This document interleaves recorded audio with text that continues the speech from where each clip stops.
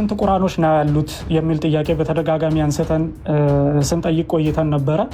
ምናልባት አሁን እዚህ ጋር የምናዳምጠው ኡስታዝ ስንት ቁርአኖች እንዳሉና የትኛው ተቀባይነት እንዳለው ሊነግረን ስለሆነ በእነሱ መሰረት እዚህ ጋር ከተቀመጡት ቁርአኖች መካከል ትክክለኛው የትኛው እንደሆነ እንመርጥና ስህተት የሆነ የተባለውንም እናወጣለን። ከዛ በመቀጠል አህባሾችና ወሃቢዮች የሚጠቀሙት ቁርአን አንድ አይነት ነው ወይ የሚለውንም ጥያቄ እናነሳለን። አቢሃ እንዲያውም ከሰባቶቹ ውጭ ባሉት ሻዝ በሆኑት ቂራአዎች ሰዎችን ያቀራ ያኒ ያስተማረ ወይም ራሱም የቀራ ተውበት እንዲያደርግ ማስገደድ በኸሊፋ ላይ እንዳለበት በኢማሞች ላይ ማስገደድ እንዳለባቸው ተውበት አድርግ ብለው ማዘዝ እንዳለባቸው በያን የሚያደርግ ነገር ኢንሻአላሁ ተዓላ በቀጣዩ ባብ በሰፊ ሰባቶቹ ቂራአዎች እነማን ናቸው ካለን አንደኛው የዐብዱላህ ኢብኑ ከሲር አዳሪይ አልመኪይ ቂራአ ነው። ሁለተኛው ደግሞ አብዱላህ ኢብኑ ዓሚር አልያሕሱቢይ አልሻሚይ የሳቸው ቂራአ ነው። ሶስተኛው የዓሲም አቢነጅወድ አልአስዲይ አልኩፊ ቂራአ ነው።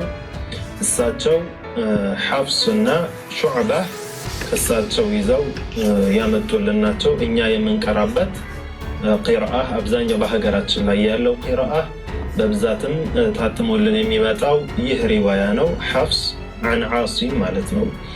ኢዘን ዓሲም አምጥተውልን ሐፍስ ለኛ ሪዋያ ያደረ ኦኬ። አንደኛ ኢብን ከሲር ነው ያለው። ሁለተኛ አቢ አምር ነው ያለው።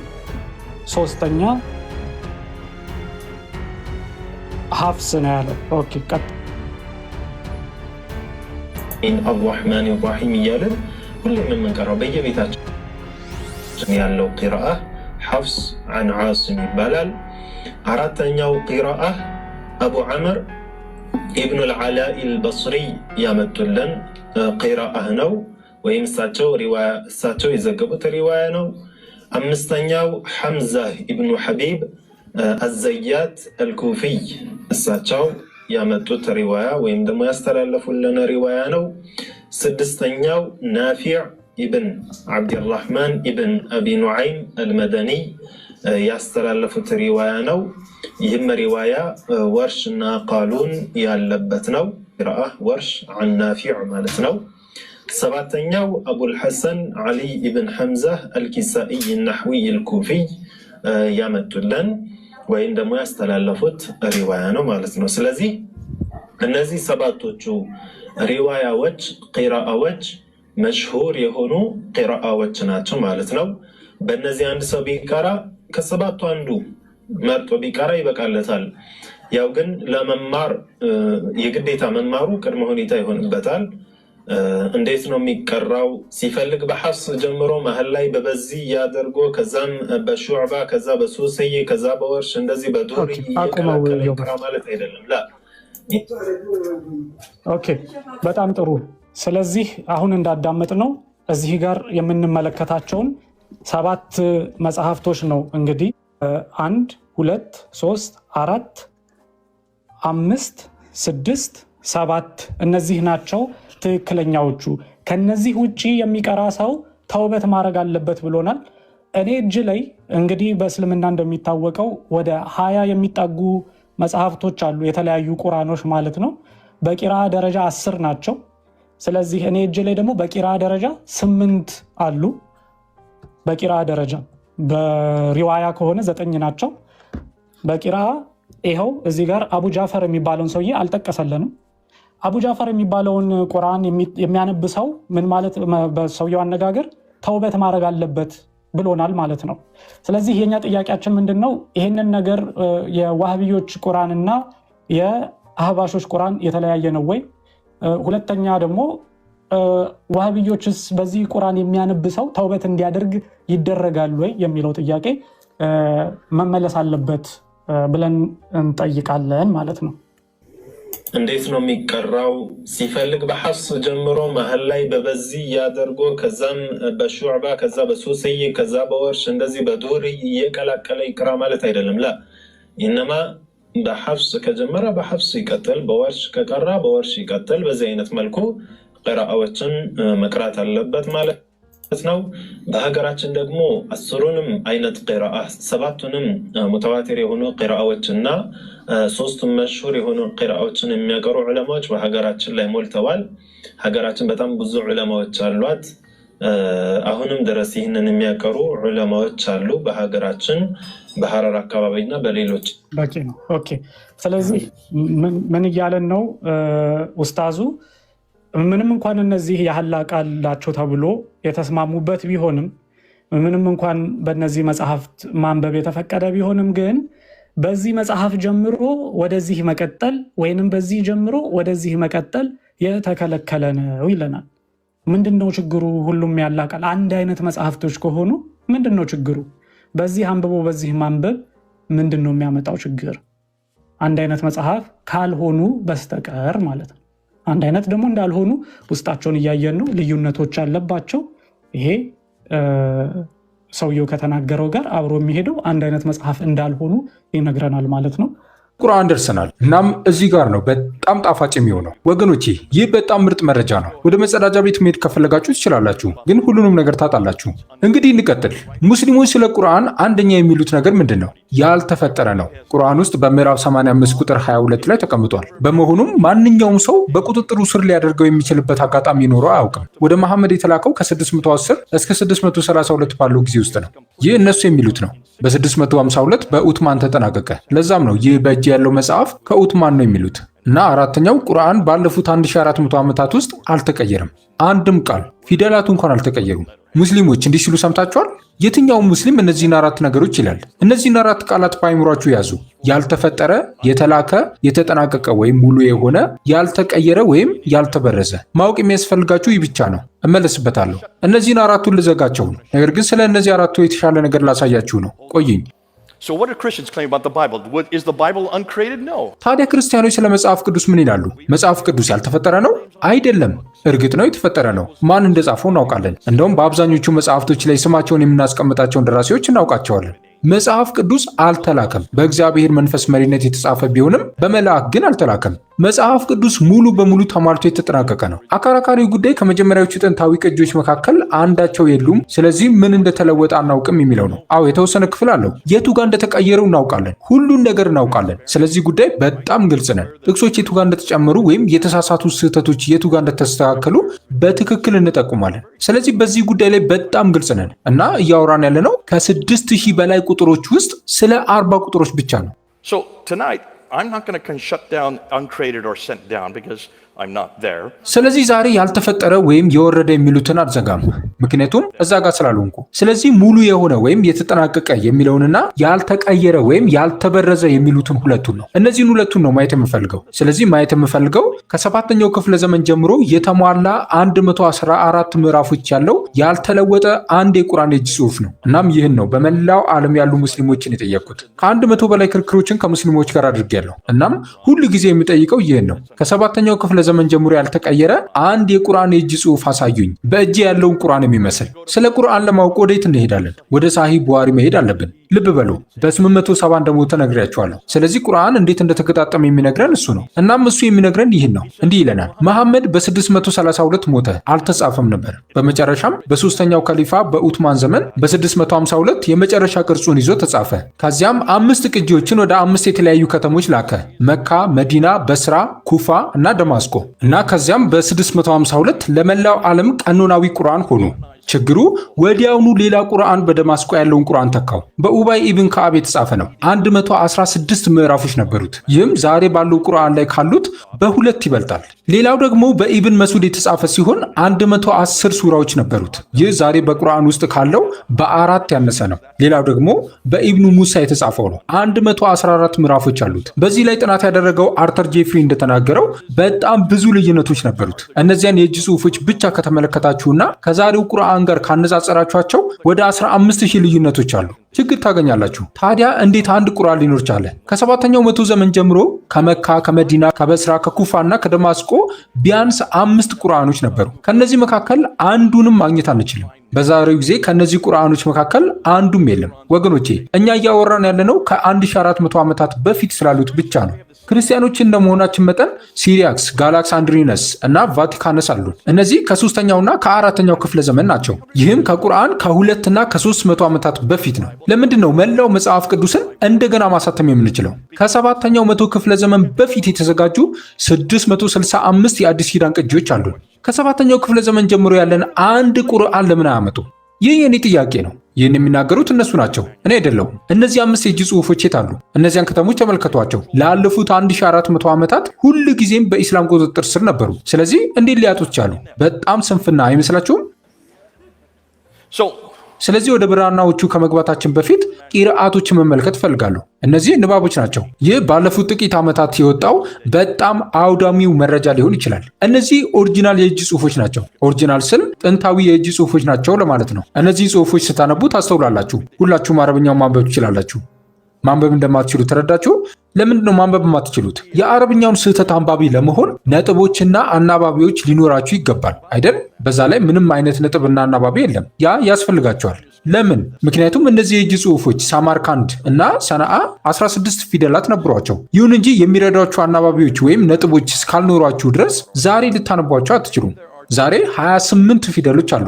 ስለዚህ በግልጽ ሌሎች 12 ፊደሎች ተጨምረዋል። ለምን? በነጥቦች ምክንያት። አሁን ነጥቦችን የማይፈልጉ 6 ፊደሎች አሉ፣ እንደ አሊፍ፣ ካፍ፣ ላም፣ ሚም፣ ሃ እና ዋው ያሉ። ሌሎቹ 22ቱ በሙሉ ነጥቦችን ይፈልጋሉ። ስለምንድን ነው እያወራሁ ያለሁት? እስቲ አንድ ፈገግ ያለ ፊት ያለውን ተመልከቱ። አንዱ ፈገግ ያለ ፊት የአብዛኛው የአረብኛ ፊደላት ምንጭ ነው። ከላይ 1 ነጥብ ካደረጋችሁበት ና ይሆናል። ከላይ 2 ነጥብ ካደረጋችሁበት ታ ይኖራችኋል። ከላይ 3 ነጥብ ካደረጋችሁበት ታ ይኖራችኋል። ከታች 1 ነጥብ ካደረጋችሁበት ባ ይኖራችኋል። ከታች 2 ነጥብ ካደረጋችሁበት ያ ይኖራችኋል። 5ቱ ነጥቦች በ8ኛው ክፍለ ዘመን የተጨመሩ ናቸው። በ7ኛው ክፍለ ዘመን አይደለም። አሁን ማንበብ ትችላላችሁ፣ ግን በ7ኛው ክፍለ ዘመን አልነበሩም። ያያችኋቸው የእጅ ጽሑፎች ላይ አልነበሩም። ስለ ዘዬ ልዩነቶችስ? የዘዬ ልዩነቶች እንዲኖራችሁ 3 አናባቢዎች ሊኖራችሁ ይገባል። ስለዚህ ዳማ ሊኖራችሁ ይገባል፣ ኡ ለሚለው ድምፅ። ከስራ ሊኖራችሁ ይገባል፣ ኢ ለሚለው ድምፅ። ፈትሃ ሊኖራችሁ ይገባል፣ አህ ለሚለው ድምፅ። እነዚህ በ8ኛው ክፍለ ዘመን መጨረሻና በ9ኛው ክፍለ ዘመን መጀመሪያ ላይ የተጨመሩ ናቸው። ስለዚህ እዚህ ጋር ችግር ታገኛላችሁ። ምክንያቱም በድንገት ስልጣን የሚይዝ አብዱል ማሊክ ይመጣል። ምክንያቱም አሁን ነቢይ እያስተዋወቀ ነው። ነቢይ መጽሐፍ ሊኖረው ይገባል። ስለዚህ ምንድነው የምታደርጉት? ከቀኝና ከግራ እንዲሁም ከመሃል ትበደራላችሁ። ግን ችግሩ የምትበደሩት በአረብኛ ነው። እናም ነጥብና አናባቢ ያለው አረብኛ የላችሁም። ስለዚህ የራሳችሁን ቁርአን በራሳችሁ ነጥቦች በመጠቀም ለመጻፍ ትወስናላችሁ። እናም ሀፍስ ትሉታላችሁ። እንደገና ሌላ ነጥቦችንና አናባቢዎችን በፈለጋችሁበት ቦታ አስገብታችሁ ደግሞ የራሳችሁን ቁርአን ትፈጥራላችሁ። ከዛም ዋጅ ትሉታላችሁ። አንተ የምትኖረው ኩፋ ውስጥ ነው። አንተ የምትኖረው ካይሮ ውስጥ ነው። አንተ የምትኖረው ደማስቆ ውስጥ ነው። እናም የራሳችሁን ነጥቦች በፈለጋችሁ ቦታ ታስቀምጣላችሁ። በድንገት በተለያዩ 4 ከተሞች 4 የተለያዩ ቁርአኖች ይኖራቸዋል አይደል? ይህ ሁኔታ መብዛት ይጀምራል። እስከ 10ኛው ክፍለ ዘመን ድረስ 700 የተለያዩ ቁርአኖች ነበሩ። ሰምታችሁኛል? 700 የተለያዩ ቁርአኖች። የዶክትሬት ዲግሪውን የሰራው ይህ ሰው እንዳለው ይህ ሰው በአሁኑ ጊዜ በሃርቫርድ ዩኒቨርሲቲ የእስልምና ክፍል አባል ነው። በዛሬው ጊዜ ስለማይገኙ ስለ ጉዳዩ እየተወያየና ግምታዊ ሀሳብ እያቀረበ ነው። አሁን ግን አንድ ችግር አለ። እነዚህ ቁርአኖች ሁሉም አሉኝ፣ አንዳቸውም አይስማሙም። ችግሩን ታገኛላችሁ። ስለዚህ ኢብን ሙጃሂድ የተባለ ሰው በ10ኛው ክፍለ ዘመን 7 እንዲመርጥ ኃላፊነት ተሰጠው። ግን ከዛ በፊት አስተውሉ። በእነዚህ የፈገግታ ፊት ባላቸው ላይ ነጥቦች ከተለያዩ አናባቢዎች ጋር በተለያዩ አቅጣጫዎች ቢቀመጡ 19 የተለያዩ ቃላቶችን ታገኛላችሁ። ችግሩ እዚህ ጋር ነው። ስለዚህ ያደረገው ይህን ነው። 7 እንዲመርጥ ኃላፊነት ተሰጠው። እናም እነዚህ የመጀመሪያዎቹ 7ቱ ናቸው። ናፊ ከመዲና፣ ኢብን ከሲር ከመካ፣ አቡ አምር ከበስራ፣ ኢብን አሚር ከደማስቆ፣ አሲም ከኩፋ፣ ሐምዛ ከኩፋ እና አልቀሷኢ ከኩፋ። አስተውሉ። ከእነሱ 3ቱ ከኩፋ ናቸው፣ አንዱ ከደማስቆ ነው፣ ሌላው ከበስራ ነው። እናም ሌሎቹ 2ቱ ከአረቢያ ናቸው። ጊዜያቸውን ተመልከቱ። ስለ እያንዳንዱ ጊዜ ምን አስተዋላችሁ? የእያንዳንዱን የሞት ጊዜዎች ተመልከቱ። እያንዳንዳቸው በ736 እና በ805 መካከል ሞተዋል። ይህም በ8ኛው እና በ9ኛው ክፍለ ዘመን ማለት ነው። ከእነዚህ ሰዎች መካከል ነቢዩን የሚያውቃለ? እንደውም ከመሐመድ ጋር ተመሳሳይ በሆነ 100 ዓመት ውስጥ እንኳን ይኖረ አለ። ታዲያ እንዴት ከመሐመድ ሊመጡ ቻሉ? እነዚህ እያንዳንዱ ሙስሊም ከነብዩ የመጡ ናቸው ብሎ የሚያምንባቸው ናቸው። ግን ቀናቸውን ለማየት የሞከረ የለም። እኔ ነኝ ቀናቸውን ያስቀመጥኩት። ቀኖቹን አብራችሁ ማየት ይገባችኋል። እናም በዚህ እያንዳንዱ ሙስሊም ዝም ማድረግ ትችላላችሁ። ስለ እነዚህ ቀናቶች ምንም የሚያውቁት ነገር የለም። እነዚህ የመጀመሪያዎቹ 7ቱ ናቸው። ሆኖም ይህ መጽሐፍ አልተካተተም። ይህ ሀፍዝ ነው። ይህ ዛሬ የመላው ዓለም ኦፊሴላዊ መጽሐፍ ነው። በ93% ሙስሊሞች ተሸምድዷል። ሀፍዝ እና አሲም። አሲምን ቁጥር 5 ላይ ታዩታላችሁ። እሱ የአሲም ደቀ መዝሙር ነው። ስለዚህ በ1194 ከእያንዳንዱ ከ7ቱ ሁለት ደቀ መዛሙር ተመረጡ 14 ለማድረግ አይደል? እናም ይህ በ1194 በአልሻቲቢ ተመረጠ። አሁን 7 ሲደመር 14 አላችሁ። ስንት አላችሁ? 21። ልክ ነኝ? ድምሬ ልክ እንደሆነ ተስፋ አድርጋለሁ። ይህ አሁንም ቢሆን በቂ አይደለም። በ15ኛው መቶ ዘመን በ1429 አልጃዛሪ የተባለ ሌላ ሰው ደግሞ ሌላ 9 ሰዎች ከ21 ሰዎች ጋር እንዲስማሙ መርጧል። ስለዚህ አሁን 30 የተለያዩ ቁርአኖች አሏችሁ። ከእነዚህ 2ቱ እንኳን አይመሳሰሉም፣ ግን አንድ ቁርአን ብቻ እንዳለ ተነግሯችኋል አይደል? እናም በሳዑዲ አረቢያ የተመረጠው ሀፍዝ እዛ የምታዩት ነው። በሀፍዝ እና በሌሎቹ 29ኙ መካከል ስንት ልዩነቶች እንዳሉ እስኪገምቱ። 93,000። ይህን ለመጀመሪያ ጊዜ እየሰማችሁ ነው አይደል? I hope you people who are watching, you Muslims who are watching, you're listening to this. This is going to shut down your Quran for you. እናንተ ሙስሊሞች ይህን እያዳመጣችሁና እየተመለከታችሁ እንደሆነ ተስፋ አድርጋለሁ። ይህ ቁርአንን ለእናንተ ሊዘጋላችሁ ነው። ይህን ያገኘው ማን ነው? ሃቱን ታሽ የሥራ ባልደረባዬ። እሷ 1 ሜትር ከ57 ሴንቲሜትር ብቻ የምትረዝም ነች። ከቱርክ ነች። ለ3 ዓመታት በለንደን እኔና እሷ በየእሁዱ ቀን ስፒከር ኮርነር ደረጃ ላይ ነበርን። እሷ በአጋጣሚ እነዚህን ያገኘችው ወደ ሞሮኮ ስትሄድ ነው። ወደ የመን ሄደች፣ ወደ ጆርዳን ወይም ዮርዳኖስ ሄደች። እናም ወደ መጽሐፍ መደብር ገብታ ቁርአን አሳዩኝ አለች። እነሱም ስለ የትኛው ቁርአን ነው የምታወሪው አሏት። እሷም ስለ የትኛው ቁርአን ማለት ምን ማለት ነው አለቻቸው። እነሱም እሺ መልካም፣ እዚህ ጋር ካሉን አለን፣ እዚህ ጋር ሀፍዝ አለን፣ እዚህ ጋር ዋርሽ አለን፣ እዚህ ጋር አልቀሷኢ አለን፣ ኢብን ከሲር አለን አሏት። እሷም ሁሉንም ስጡኝ አለች። ስለዚህ ወደ ለንደን ይዛቸው መጣች። አሳየችኝ፣ አየኋቸው። እናም በሳቅ ሞትኩ። እነዚህ ሁሉ በ1924 ዓ.ም ወድመዋል ብዬ አስቤ ነበር። በካይሮ ናይል ወንዝ ውስጥ ተጥለው ነበር። በግልጽ ግን እዚያ አሉ። እሷ እስካሁን 26 አግኝታለች። ገዝታቸው ይዛ ወደ ስፒከርስ ኮርነር መጣች። በ2016 ይዘን አሳየን። በኢንተርኔት ተለቀቀ። ይህም በ2016 ቁርአንን ዝም አደረገው ወይም ዘጋው። በቀኝ በኩል ያለውን ረዥም ፂም ያለውን ሰውዬ ተመልከቱት። ስሙ መሐመድ ሂጃብ ይባላል። በኢንተርኔት ላይ በጣም ታዋቂ ከሆኑ ሰዎች አንዱ ነው። ከግማሽ ሚሊዮን እስከ 1 ሚሊዮን ተከታዮች አሉት። እኛን እየቀረጸን ነበር። ያን ሲያደርግ ችግር እንዳለ ተረዳ። በፍጥነት ከህዝቡ መካከል ወጥቶ ወደ እኔ ኑ ብሎ ሁሉን ሰው ጠራ። የሚያሳያችሁን አትዩ፣ የሚሏችሁን አትስሙ፣ እኔ ሁሉንም እነግራችኋለሁ። ግልጽ ነው። እሱ በደንብ አስረድቷቸዋል። ለምን? ምክንያቱም ከ4 ዓመት በኋላ ይህ ጽሑፍ ቀርቦለት ነበር። ወደ እነዚህ ሁሉ አልገባም። እናንተ ወደ እያንዳንዱ መግባት ትችላላችሁ። ነገር ግን በግራ በኩል ሀፍስን፣ በቀኝ በኩል ዋርሽን ማየት ትችላላችሁ። በሁሉም ሁኔታዎች አነባበቡን በመቀየር ፍጹም የተለያየ ቃላትን ታገኛላችሁ። የተለያዩ ቃላትን ብቻ ሳይሆን የተለያዩ ትርጉሞችንም ታገኛላችሁ። የተለያዩ ትርጉሞችን ብቻ አይደለም፣ የተለያዩ አስተምህሮችን፣ የተለያዩ ስነ መለኮቶችን እና የተለያዩ ልምምዶችን ታገኛላችሁ። ይህም ቁርአንን ከመጠበቅ ያግደዋል። ግልጽ ነው። እነዚህ ሁሉ በሰው የተከናወኑ ናቸው። ችግር አለ።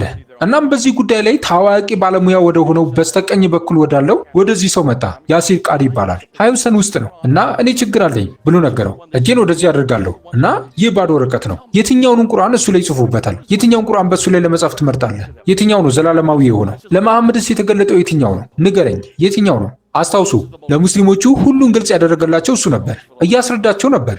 ያሲር ቃዲ እንዲህ አለ። ስለዚህ ጉዳይ በአደባባይ አንነጋገርም። ይህ ላለፉት 1000 ዓመታት ለሙስሊሙ ምሁራን እጅግ አስቸጋሪ ችግር ነው። እንዲህ አለ። እኛ ቁርአንን እናከብራለን፣ የማንጠይቃቸው ጥያቄዎች አሉ። ስለዚህ መሐመድ እንዲህ ሲል ጠየቀው። በ1995 በየል ዩኒቨርሲቲ የዶክትሬት ዲግሪ ስትሰራ የገጠመ ችግር ይህ ነበር እንዴ? የእምነት ቀውስ የገጠመ እዛ ነው እንዴ? እሱም አይ የእምነት ቀውስ ሳይሆን የእውቀት ቀውስ ነው። ልዩነቱን ተመልከቱ። እንዲህ አለ። በምዕራቡ ዓለም ምሁራን ላለፉት 100 ዓመታት ከፍተኛ እድገት አሳይተዋል። እናም እነሱ በምስራቅ ወዳለው ወደ መሐመድ ሂጃብ እየጠቆሙ ልብስ ያለበሰ ንጉሠ ነገሥት እንደሆንክ እየተመለከቱ ነው። ለምን? ምክንያቱም የአንተ መደበኛ ትረካ ክፍተቶች አሉት። የትኛው ትረካ? መደበኛው የኢስላም ትረካ ስታንዳርድ ኢስላሚክ ናሬቲቭ SIN ክፍተቶች በውስጡ አሉ። ሲን ወይም ኃጢአት በውስጡ ክፍተት እንዳሉት እናውቃለን። ይሁን እንጂ ምን እንደተከሰተ ማየት ትችላላችሁ። ይህ እስከ 28ኛው ደቂቃ ያለ ቃለ መጠይቅ ነበር። እሱ እኛ ይህን ሁሉ እየተመለከተን እንዳለን አላወቀም ነበር። እንዲህ አለ። እኔ ስለዚህ ጉዳይ ለ25 ዓመታት ተናግሬ አላውቅም። እናም እሱ ላይ ንግግር አላደርግም። መሐመድም እጁ እንደ ሁለተኛ ጊዜ አወጣ። እንዲህ አለ። የትኛው ዘላለማዊ እንደሆነ ልትነግረን ይገባል። ምክንያቱም ቁርአን በምዕራፍ 85 ቁጥር 21 እና 22 ላይ ይህ መጽሐፍ ዘላለማዊ ነው ይላል። ቁርአን በምዕራፍ 10 ቁጥር 15 እና በምዕራፍ 18 ቁጥር 27 ላይ ማንም ሰው አንድ ቃል ወይም አንድ ፊደል እንኳን መቀየር እንደማይችል ይናገራል። በቁርአን ምዕራፍ 15 ቁጥር 9 ላይ አላህ ቃሉን ይጠብቃል ይላል። የትኛው ነው? ያሲር ቃዲ ከ28 ደቂቃ በኋላ በመጨረሻ እጅ መስጠት ግድ ሆነበት እና በመጨረሻም አምኖ መቀበል ነበረበት። ሁሉም ቁርአን ናቸው 30ዎቹ። ጥቂት ከካህሉን ትወስዳላችሁ፣ ጥቂት ከዋርሽ፣ ጥቂት ከሐፍስ እናም ትቀላቅሉታላችሁ። እናም ዛሬ ያለን ቁርአን ይሄ ነው። እኔ ማጨብጨብ ጀመርኩ። ስላይዱን እየተመለከትኩ ነበር። ያሲር ቃዲ ምንም አታውቅም፣ አሁን 93,000 ልዩነቶች እንዳሉ አምናሃል አልኩ። እነዚህን ሁለቱን እዚህ ያሳያችኋለሁ። እነዚህ ሁለት ናቸው። ሐፍስ አለ፣ ዋርሽ አለ። እነዚህም በኢንተርኔት መግዛት ትችላላችሁ። ይህ በ93% የዓለም ህዝብ የተሸመደደ ነው። ይህ በ3% የዓለም ህዝብ የተሸመደደ ነው። ይህ ከግብፅ ነው። ይህ ከኩፋ ኢራቅ ነው። በእነዚህ ሁለት መጽሐፎች መካከል 5,000 የተለያዩ የቃላት ልዩነቶች አሉ። አሁን እዚህ ይዣቸዋለሁ። ይህ ቁርአንን ይዘጋዋል። በ2 ሳምንት ውስጥ የእነሱን ድረገጾች ብትመለከቱ በመቶ የሚቆጠሩ ሙስሊሞች ነበሩ። አንተ ባልከው ምክንያት እኛ ከእስልምና እንወጣለን፣ ደማችንም በአንተ ትከሻ ላይ ይሆናል ብለዋል። እነሱም ሙሉን አስተያየት መዝጋት ነበረባቸው። በ2 ወራት ውስጥ ያን ቪዲዮ ከሁለቱም ድረገጻቸው ማንሳት ነበረባቸው። ግን እኔ ያለኝ ዴቪድ ውድ አለው ሀቱን ታሻላት እና በየዓመቱ ሰኔ 8 እሱን ቃለመጠይቅ አንድ ጊዜ እናወጣዋለን። እናም ለዓለም ሁሉ እናሳየዋለን። ይህ ከአላህ የመጣ ነው ማለት አትችሉም። ከመሐመድ የመጣ ነው ማለትም አትችሉም። ከኡስማን የመጣ ነው ማለት አትችሉም። ይህ ባለፉት 1400 ዓመታት መካከል ተቀያይሯል እናም ተበላሽቷል። From the last 1400 years. Now let's get to the manuscripts. Because the manuscripts we do have. አሁን ደግሞ ወደ ብራናዎቹ ወይም የመጽሐፍ ቅዱስ የእጅ ጽሑፎች እንምጣ። ምክንያቱም የእጅ ጽሑፎቹ አሉን። አሁን 8500 የግሪክ መጽሐፎች፣ 10000 የላቲን፣ 9011 በሌሎች የተለያዩ ቋንቋዎች አሉን። ያ በግምት ከ24000 እስከ 25000 የእጅ ጽሑፎች ይሆናል። አዲስ ኪዳን ብቻ። ልክ ነኝ? ቀደም ያሉ ምን ያህል ጥንታዊ የእጅ ጽሑፎች አሏችሁ? 6። እነሱ ማየት ፈልጋላችሁ? የሚከተሉት ናቸው። ቶፕ ካፒ ከምስራቅ ቱርክ፣ ሳማርክላንድ ከኡዝቤኪስታን፣ ማኢል ከለንደን፣ ፔትሮፖሊታንስ ከፈረንሳይ፣ አልሁሴኒ ከካይሮ እና የመን ውስጥ እጅግ በጣም አስደሳች የሆነው የሳንአ የብራና ጽሑፎች ናቸው። እያንዳንዳቸውን አልፈታም። የምንከራከርባቸው እነዚህ ናቸው። በ2014 በእነዚህ 6 የእጅ ጽሑፎች ላይ ከዓለም ታዋቂው ምሁር ከዶክተር ሻቢር አሊ ጋር ተከራክሬ ነበር። እሱ አንድም ጥያቄ መመለስ አልቻለም። ምክንያቱም እነዚህን የእጅ ጽሑፎች አይቶ አያውቅም። እኔ ቢሮዬ ውስጥ 3ቱ ቅጂዎች አሉኝ። እያየናቸው ነው። ወገኖቼ ያገኘነውን ነገር ልብ ብላችኋል? ከእነዚህ የእጅ ጽሑፎች መካከል 2ቱ እንኳን ከ7ኛው ክፍለ ዘመን አይደሉም። ከ8ኛው ከ9ኛው እና ከ10ኛው ክፍለ ዘመን ናቸው። 2ቱ እንኳን አይመሳሰሉም እና ደግሞ ዛሬ ካለን ቁርአን ጋር አይስማሙም። 99% ያህል ምርጥ የሆነው ቶፕ ካፒ 2270 የእጅ ጽሑፍ ልዩነቶች አሉት። የሰነአ የመን የእጅ ጽሑፍን ስትመለከቱ 2 የተለያዩ የደብዳቤ ንብርብሮች አሉት። በታችኛው ንብርብር ውስጥ 63 ምዕራፎች አሉት። በእነዚህ 63 ምዕራፎች ውስጥ 70 ልዩነቶች አሉ። ችግር እንዳለበት ታያላችሁ።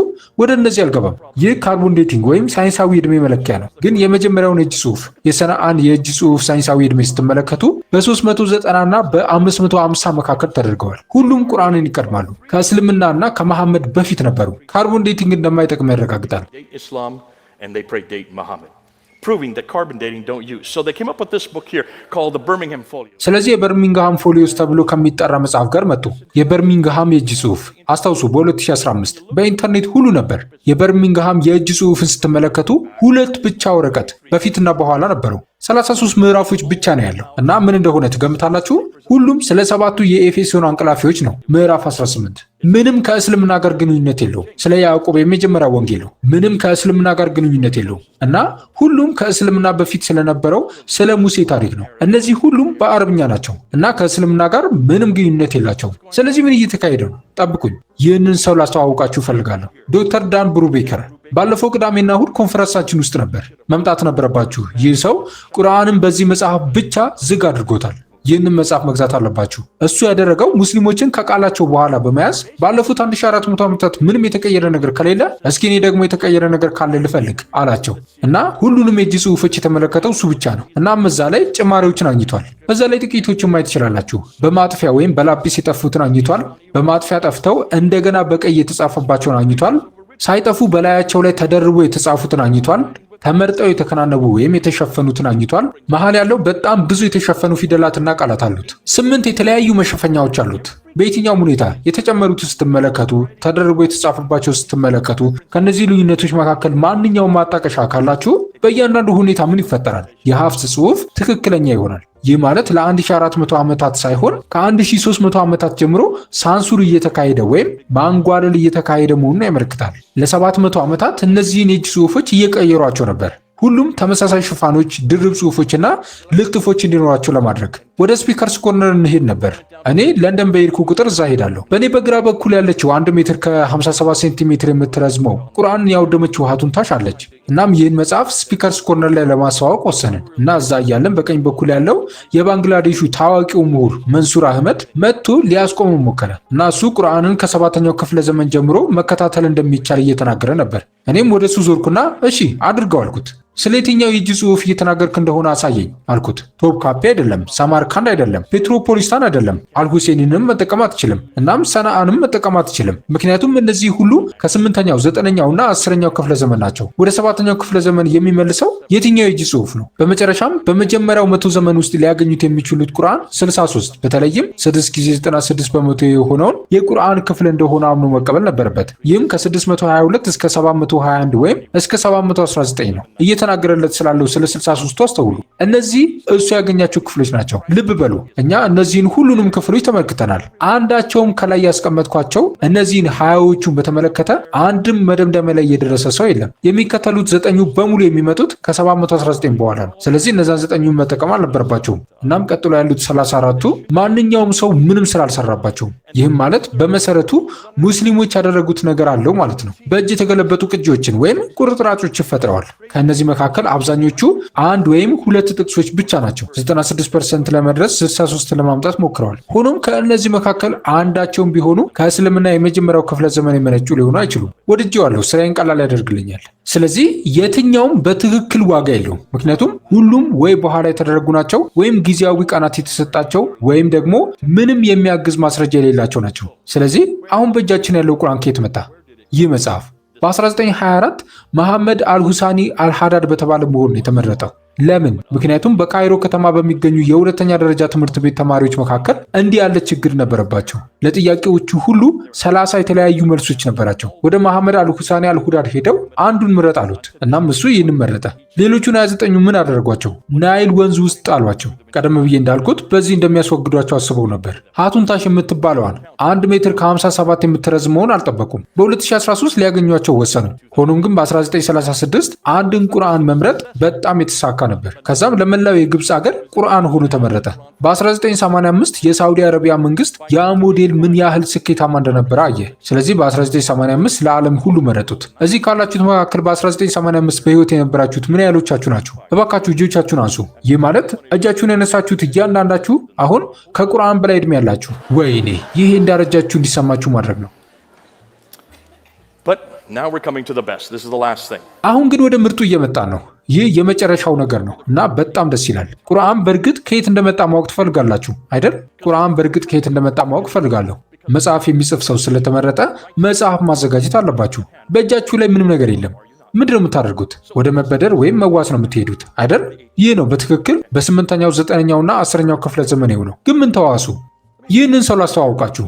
ዶክተር ጉንተር ሉሊንግ ጀርመናዊ ምሁር ነው። በ1970 ዶክትሬት ዲግሪውን አግኝቷል እና ቁርአንም መርምሯል። በቁርአን ውስጥ የተወሰኑ ውብ ግጥሞች እንዳሉ አስተውሏል። ይህን ከዚህ በፊት አይቼዋለሁ አለ። ስለዚህ እነዚህን 5 ነጥቦች አስወገደና 3ቱን አናባቢዎች አውጥቶ በሲሪያክ ሰነዶች ተካቸው። የሲሪያክን ነጥቦችና አናባቢዎች መልሶ አስገባ እና ያገኘውን ገምቱ። እነዚህ ውብ ግጥሞች በክርስቲያኖች ስለ ኢየሱስ ክርስቶስ የተጻፉ የክርስቲያን መዝሙሮች ነበሩ። ይህ በ1970 ነበር የተገኘው። በዚህም ምክንያት በጀርመን ለአካዳሚው ከፍተኛ ውርደት ነበር። ይህም ሆኖ በዶክትሬት ከፍተኛ የሆነውን ኤግዛሚን ኦፐስ ቢያገኝም ይህ በጀርመን ልታገኙት የምትችሉት ከፍተኛው ደረጃ ነው። ይህም ማለት በመረጣችሁት ዩኒቨርሲቲ ፕሮፌሰር የመሆን ዋስትና ታገኛላችሁ። ከትምህርት ቤቱ የተባረረ ሲሆን ለ30 ዓመታት ያህል ከሚስቱ ጋር በማይታወቅ ሁኔታ ኖሯል። በ1998 አገኘሁት። ዶክትሬትን ላየው እችላለሁ አልኩት። ከጀርመን ካገኘሁት በኋላ ወደ እንግሊዝ ወይም ኢንግላንድ አመጣሁትና ወደ እንግሊዝኛ ተረጎምኩት። አሁን ልብ በሉ፣ አንድ አረፍተ ነገር ሲጽፍ 400 ቃላት ያህል አስረዝሞ ነው። ጀርመን ውስጥ ምሁራን እንደዚህ ነው የሚያደርጉት። ሰዎች ሊጠቀሙበት እንዲችሉ መቀነስ ነበረብን። በእንግሊዝኛ ጽፈነው ነበር። እዚያ ጀርመን ሊያትሙት አልፈለጉም። ስለዚህ ህንድ ውስጥ እንዲታተም ማድረግ ነበረበት። በዛ ምክንያት እዛ ላይ ዘ ቻሌንጅ ቱ ኢስላም ፎር ኢንፎርሜሽን የሚለውን ታገኛላችሁ። ያን ብቻ አታንብቡ፣ ግሩም ተደርጎ በትንንሽ ፊደሎች የተጻፈውንም አንብቡት። ከዛ በመላው እንግሊዝኛ ተናጋሪ ዓለም ስላነጋገረ እንደገና መነሳት ቻለ እና በ2014 ደስተኛ ሰው ሆኖ ሞተ። አሁን ዶክተር ክሪስቶፍ ሉክሰምበርግ አንድ ተጨማሪ እርምጃ ለመውሰድ ወሰነ። እሱም ጀርመናዊ ነው፣ ግን ያ እውነተኛ ስሙ አይደለም፣ ምክንያቱም ባገኘው ነገር ምክንያት ይገደላል። ጉንተር ሉሊንግ ያደረገውን ለማድረግ ወሰነ፣ ግን የጨለማውን ምንባቦች ለማየት ነው የወሰነው። 25 በመቶ የሚሆነውን ቁርአን ማንም አይረዳው፣ ዑለማዎች ወይም ምሁራን እንኳን አይረዱትም። 1/4ኛውን ቁርአን የእስልምና ምሁራን እንኳን አይረዱትም። ታውቃላችሁ? ሙሉ መጽሐፍ ቅዱስ መረዳት ትችላላችሁ? አዎ በደንብ ትችላላችሁ። ልጅ የሆነው ጃክ እዚህ ሲመጣ መጽሐፍ ቅዱስን ይከፍታል። እባካችሁ አዎ በሉ። ያነባዋል። እባካችሁ አዎ በሉ። ይተነትንላችኋል እና ከህይወታችሁ ጋር ያዛምደዋል። ለምን? ምክንያቱም እያንዳንዱን ቃሉን መረዳት ትችላላችሁ እና በእንግሊዝኛ መረዳት ትችላላችሁ አይደል? ስለ መጽሐፍ ቅዱሳችን እግዚአብሔር ይመስገን። You can't do that with the Quran. ግን ተመልከቱ፣ በቁርአን እንደዛ ማድረግ አትችሉም። 25%ቱን መረዳት አትችሉም። ስለዚህ ምን ታደርጋላችሁ? እንግዲህ ጉንተር ሉሊንግ ያደረገውን ለማድረግ ወሰነ እና ወስዶ ወደ እነዚያ ጥቅሶች ሁሉ ሄደ እና 7ቱን ሽፋኖች ተመለከተ። እያንዳንዱን ልተነትነው አልሄድም። ወደ 7ቱ ሽፋኖች በመሄድ አናባቢዎችን እያስወገደ፣ ነጥቦችን እያስወገደ መዝገበ ቃላትን ተመለከተ። በጣም ተመለከተ እና እዚያ ምንም የአረብኛ ቃላት ማግኘት አልቻለም። ስለዚህ ወደ ሲሪያክ ሄደ። ነጥቦቹን መልሶ አደረገ፣ አናባቢዎቹን አደረገ እና ወደ ሲሪያክ መዝገበ ቃላት ሄደ። ምን እንዳገኘ ገምቱ። 25% የሚሆኑትን በጣም አስቸጋሪ ጥቅሶች ህይወት እንዲዘሩ ማድረግ ችሏል። ሁሉ ጨለማ ጥቅሶች እንደገና ህይወት እንዲዘሩ ማድረግ ችሏል። ግን ምን አገኘ? የአረብኛውን ቁርአን ወደ አረማይክ ምንጮቹ ሲወስደው ሁሉም የጨለማው ምንባቦች የክርስትና መማሪያዎች፣ የክርስትና ስብከቶች እና የክርስትና ዝማሬዎች ነበሩ። እያንዳንዱ መማሪያ፣ ስብከትና መዝሙር ስለ ኢየሱስ ክርስቶስ ነበረ። ይህ ሁሉ ከምን አገኙ ጋር ሳይሆን ከማንን አገኙ ጋር የተቆራኘ ነው። ወገኖቼ 4 የጽሑፍ እድገቶች አሉ። ዛሬ አላወራባችሁም፣ ግን ምን እያደረግ እንደሆነ ታያላችሁ። ተመሳሳይ ጥያቄዎችን ቁርአንን ልጠይቅና ወደ ተመሳሳይ መደምደሚያ ልድረስ። አስታውሱ፣ መግቢያዬ ላይ ሙስሊሞች ከቁርአን የሚጠብቋቸው 4 ነገሮች አሉ ብያችኋለሁ። ዘላለማዊ መሆን አለበት፣ መላክ አለበት፣ ሙሉ መሆን አለበት፣ እንዲሁም ያልተለወጠ መሆን አለበት። ይህንን ዛሬ ማታ ቁመነዋል ወይም ዘግተነዋል ብዬ አስባለሁ አይደል?